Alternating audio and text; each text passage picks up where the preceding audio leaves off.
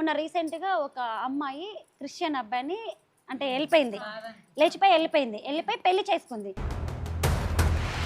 ఇప్పుడు ఎక్కడి నుంచి లైటింగ్ వస్తుందని దుప్పటి తీసి చూసిందట. చూస్తే ఎలా పెంచాలంటే ఒక ఆధ్యాత్మిక భావనతోటి పెంచాలి. ఒక మన సనాతన ధర్మం గురించి చెప్పాలి. చున్నీ కాదు. ఆ అమ్మాయి ఎలా ఉందంటే మీది నుంచి టోటల్ ఎలా ఉంది బుర్కా. పాటిస్తారు. మన హిందువుల అమ్మాయికి ఒక చున్నీ ఏసుకోమంటేనే మీద బరువైపోతుంది. ఎందుకంటే ఇప్పుడు చూడండి మీరు ఎంత చక్కగా కూర్చొని కనీసం వారంలో ఒకరో 2 సార్లు చేస్తారు కదండీ భజన.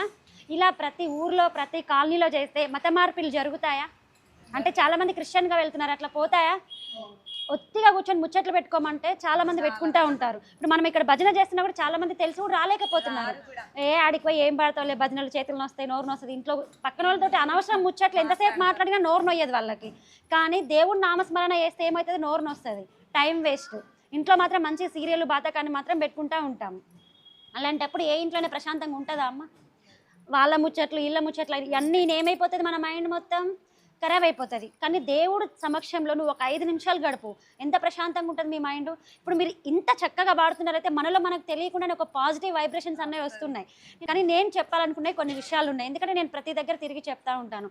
ఓన్లీ ధర్మ ప్రచారమే కాకుండా నేను ఇంకేం చేస్తా ఉంటే ఎవరైతే తెలియక క్రిస్టియన్ అవుతారు కదమ్మా, వాళ్ళని తిరిగి హిందూ ధర్మంలోకి తీసుకొస్తూ ఉంటాము. తెలియక వెళ్ళారు, వాళ్ళు మతం మారారు, అది వాళ్ళ తప్పు కాదు, మన తప్పే.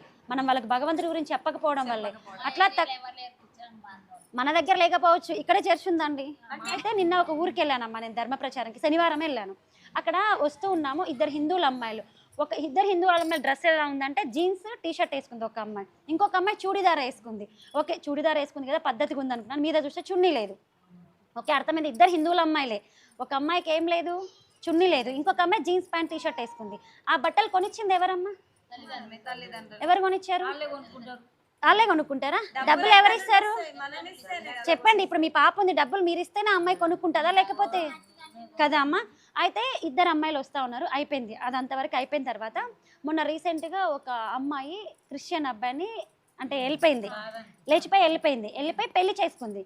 అయితే వాళ్ళ ఇంట్లో తల్లిదండ్రులు తప్పే కదా. అమ్మాయి అలా చేస్తుందంటే ఫోన్ చూడాలి ఫస్ట్, అమ్మాయి ఎవరితో మాట్లాడుతుంది, ఏం చేస్తుందని చూడాలి. అయితే నైట్ 1 గంటకి దుప్పటి ఉంటుందా, దుప్పటి కప్పుకొని ఆ పిల్ల ఫోన్లో చాటింగ్ చేస్తూ ఉంది.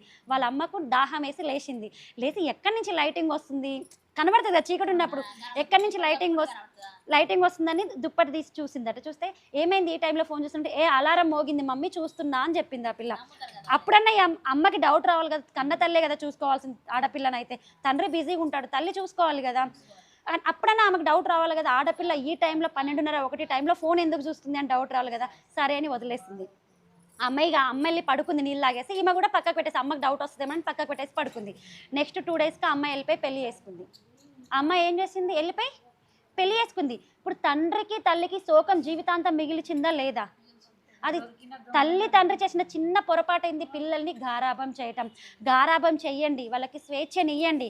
మితిమీరిన స్వేచ్ఛ, మితిమీరిన గారాబం అవసరం లేదు మనకి. అర్థమైందా?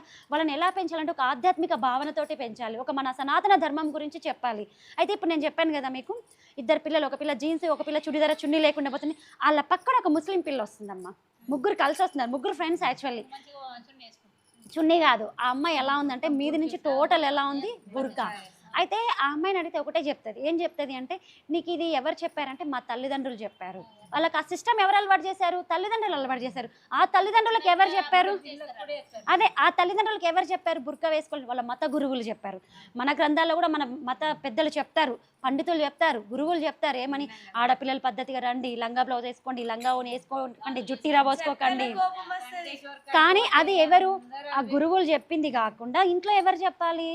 మాతృదేవోభవ పితృదేవోభవ అని ఫస్ట్ చెప్తాం. కాబట్టి మాతృదేవోభవ అంటే ఎవరు చెప్పాలమ్మా? ఫస్ట్ తల్లిదండ్రి చెప్పాలి. మన మత గురువులు చెప్తే ఎట్లా మనం వినం.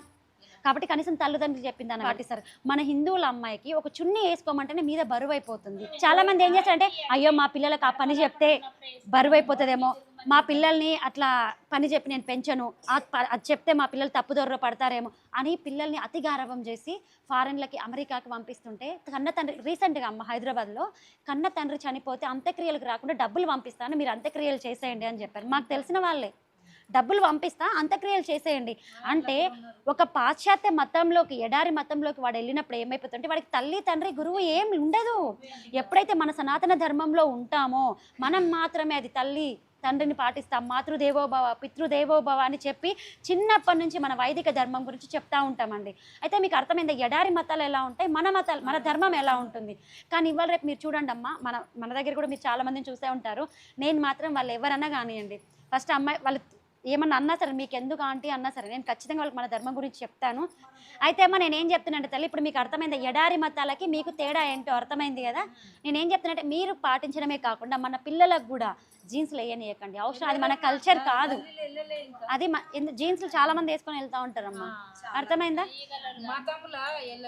అయితే తల్లి ఎవరు కూడా మతాలు మారద్దు, మీరు ఇలాగే చేసి మన హిందూ ధర్మం కోసం మీరు ఖచ్చితంగా పాటించండి. నేను కూడా టైం ఉన్నప్పుడు ఖచ్చితంగా వచ్చి నా వంతుగా మీకు ఇలాంటి ఏవైనా కొన్ని విషయాలు చెప్తా ఉంటానమ్మా. చాలా బాగా పాడారు, మీ గొంతు సూపర్గా ఉంది పాటలు. నేను అది యూట్యూబ్లో పెడతాను, మీరు చూడండి. తప్పకుండా అమ్మ. సరేనమ్మా, అందరూ ఒకసారి జై శ్రీరామ్ చెప్పండి.